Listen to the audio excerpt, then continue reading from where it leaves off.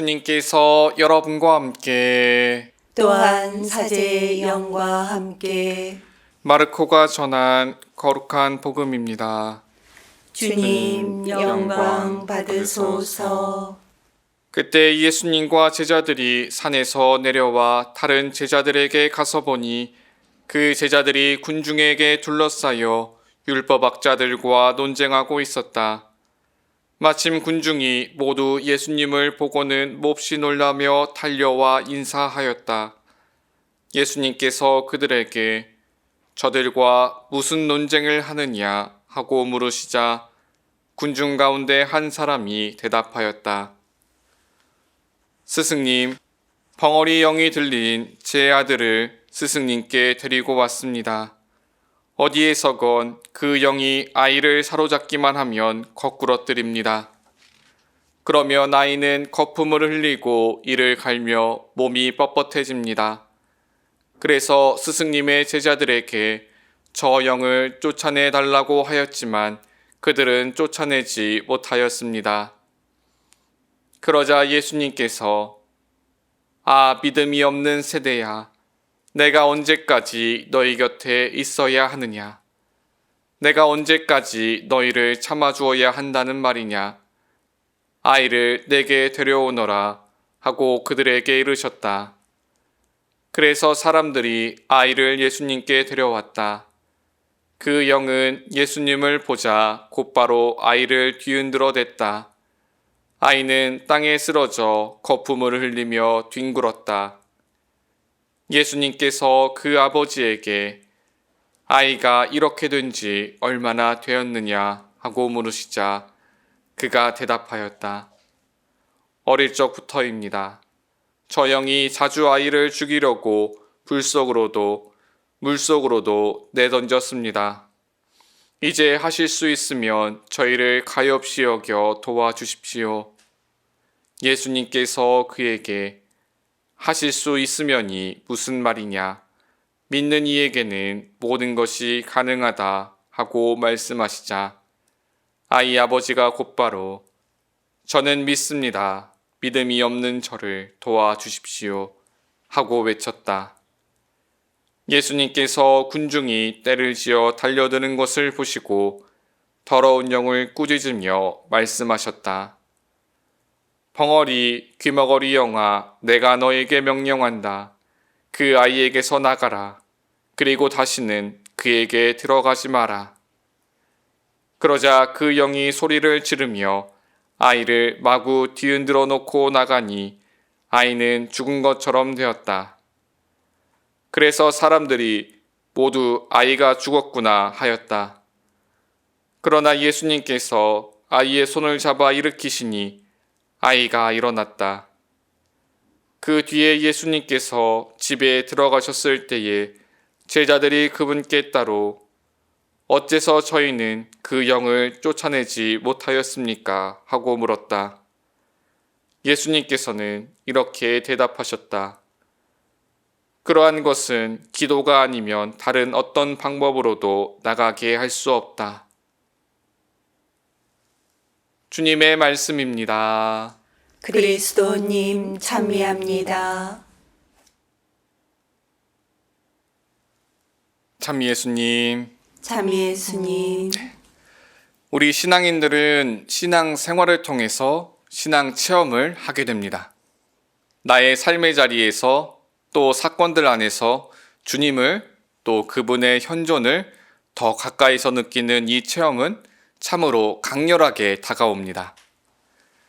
단조로울 수 있는 나의 삶 그리고 신앙 여정에서 단비처럼 또는 기적처럼 이 체험이 느껴지기도 합니다. 믿음을 북돋아주고 또 믿음의 계기가 되기도 합니다. 그러나 이 체험은 믿음 그 자체가 될 수는 없습니다. 신앙의 체험은 그 원천이신 그리고 우리 믿음의 대상이신 주님께로 향하라는 초대이기 때문입니다. 언제고 이 신앙의 체험 안에만 머무를 수도 없고 또 내가 원할 때 언제든 그 체험이 반복되지 않습니다. 오늘 복음 바로 이전의 구절 마르코복음 9장 2절에서 13절 거룩하게 변모하신 예수님과 또 그것을 바라보던 제자들의 반응을 통해 쉽게 이해할 수 있습니다. 예수님께서는 남은 제자들을 뒤로하고 베드로와 야고보와 요한 형제만을 데리고 산에 오르셨습니다. 그리고 그 앞에서 이 세상 어떤 마전장이도 하얗게 할 수 없을 만큼 새하얗게 빛나시며 그 모습이 변하셨습니다. 거룩하게 변모하신 것입니다. 그 모습을 눈앞에서 바로 목격한 제자들은 두려운 나머지 무슨 말을 또 어떻게 해야 할지 몰랐으나 분명한 것은 예수님께서 성자 하느님으로서 그 거룩함을 드러낸 꿈과 같은 순간에 머물고자 했습니다. 그래서 베드로는 이렇게 이야기했습니다. 초막 셋을 지어 하나는 스승님께, 하나는 모세께, 또 하나는 엘리야께 드리겠습니다. 아마도 말도 많고 탈도 많은 저 아랫동네에 가고 싶지 않은 것이겠지요. 언제든 예수님을 반대할 바리사이들이나 율법학자들이 득실거리는 저곳을 향해 다시 가고 싶지 않은 것입니다. 그러나 예수님께서는 제자들에게 이 모든 일이 일어나기 전까지 아무에게도 말하지 말라고 함구령을 내리시고는 다시 남아있는 제자들에게로 돌아가십니다. 이 복음의 말씀처럼 사람의 아들이 죽은 이들 가운데서 되살아났을 때 이 체험을 통해 믿게 하려는 것이기 때문입니다. 다시 아래로, 다시 나의 현실로, 다시 믿음의 여정으로 돌아가야 합니다. 오늘 복음의 상황으로 돌아가 봅니다. 그 안에서는 체험과 체험의 만남이 이루어집니다. 벙어리 영이 들린 아이의 아버지는 예수라는 사람이 더러운 영을, 마귀를 쫓아냈다는 그 기적 같은 이야기를, 그 체험들을 이미 들어 알고 있었습니다. 예수님으로부터 부여받은 권한으로 더러운 영을 쫓아내고 기름 부어 병자를 치유했던 제자들이 있었습니다. 이 벙어리 영이 들린 아이의 아버지나 남아있던 제자들이나 체험을 전해 듣고 또 체험한 이들로서 지금 이 자리에서 벙어리 영을 쫓아낼 수 있다고 믿어 의심치 않았습니다. 그러나 제자들이 예수님으로부터 파견받은 그때 했던 대로 아무리 하더라도 아이에게서 벙어리 영은 나가지 않았습니다. 이 설상가상으로 곁에 있던 율법학자들은 이 스승인 예수님을 들먹이며 이 시비까지 걸고 있는 상황. 예수님께서 산에 내려오셔서 그들 앞으로 나아가십니다. 이미 군중들로부터 또 아이의 아버지로부터 상황을 전해들은 예수님은 믿음이 없는 세대라고 꾸짖습니다. 예수님의 이 말씀은 예수님께 아이의 치유를 청하는 그 아버지의 말에서 드러납니다. 이제 하실 수 있으면 저희를 가엾이 여겨 도와주십시오.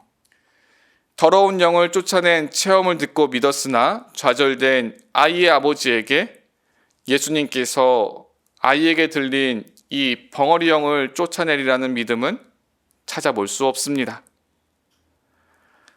믿는 이에게는 무엇이든지 가능하다. 예수님께서 말씀하신 그 믿음 앞에 아이 아버지의 믿음은 온전하지 못합니다. 아마 제자들의 믿음 또한 그러할 겁니다.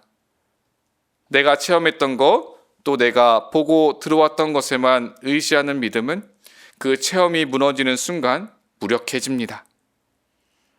그제 아버지는 고백합니다.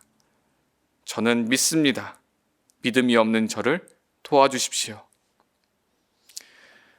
내 자신의 체험이나 또 경험 그리고 판단을 다 내려놓을 때 지금 내 앞에 계신 분이 어떤 분이신지 바라볼 수 있고 또 그분이 어떤 일을 하실 수 있는지 믿을 수 있습니다.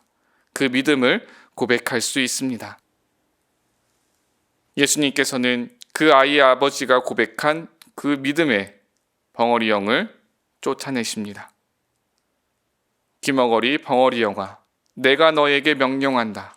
그 아이에게서 나가라. 그리고 다시는 그에게 들어가지 마라. 자신들은 벙어리 영을 쫓아내지 못하였지만 예수님께서 벙어리 영을 쫓아내신 그 광경을 목격한 제자들, 집으로 돌아가 예수님께 묻습니다. 어째서 자신들은 쫓아내지 못한 것인지, 무엇이 또 부족한 것인지를 말입니다. 예수님께서는 명확하게 다시 상황을 정리하십니다. 그러한 것은 기도가 아니면 다른 어떤 방법으로도 나가게 할 수 없다. 그렇습니다. 예수님께서는 큰 기적과 표징을 일으키신 뒤에 사람들을 피해 홀로 기도하셨습니다.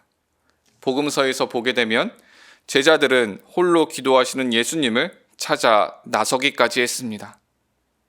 그런 예수님의 모습을 보고 제자들은 그 시간에 예수님과 함께 기도했는지, 그 시간을 기도로 채우려고 했는지는 모를 일입니다. 복음에서는 기도하는 제자들의 모습에 대해서는 아무런 언급된 것이 없기 때문입니다.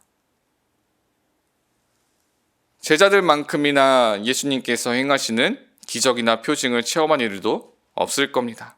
그러나 그 자체만으로 믿음이 있다고 할 수 없습니다. 여전히 그 예수님 앞에서 자신들이 벙어리 영을 쫓아내지 못한 이유만을 찾고 있는 그 모습에서 그 이유가 드러납니다. 예수님께서 말씀하신 것처럼 기도는 그 모두를 떠나서 하느님을 마주하는 일입니다. 그 앞에선 나의 기도는 겸손해지고 나 자신은 부족함을 고백할 수밖에 없습니다. 그 기도 안에서 하느님의 힘이, 하느님의 뜻이, 하느님이 드러나기 때문입니다. 그렇게 우리 신앙인들은 기도의 능력을 확인하게 되고 또 체험합니다. 이 모든 것을 가능하게 하는 믿음, 기도의 힘은 부족하지만 겸손되이 청하는, 또 간절하게 바라는 이들에게서 빛을 발합니다. 우리 신앙인들에게는 모두가 다르지만 한 가지 공통된 체험이 있습니다. 바로 하느님께서 베푸시는 은총 없이는 하루도 살아갈 수 없다는 그 체험. 오늘 하루도 하느님께서 베푸시는 은총의 힘으로 또 살아가고 또 기도할 수 있도록 기도합니다. 주님, 저는 믿습니다. 믿음이 없는 저를 도와주십시오.